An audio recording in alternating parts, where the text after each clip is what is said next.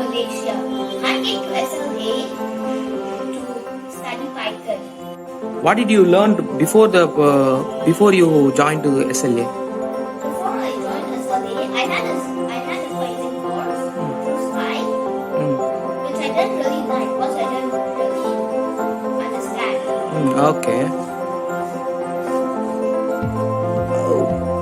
Tell me about your experience in SLA. My experience in SLA, I learned functions, for loops, while loops, inheritance,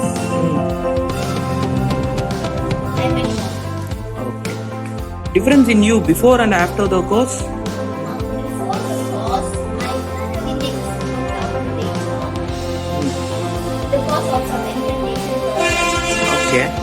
Now I can learn how to do it more, and I can make better, and I can make better programs. Would you recommend this institute for your friends who like to learn Python? Yeah, I will recommend it for them. Okay, Rishma. Did you enjoy the whole experience in SLA? Are you satisfied about the service? I'm really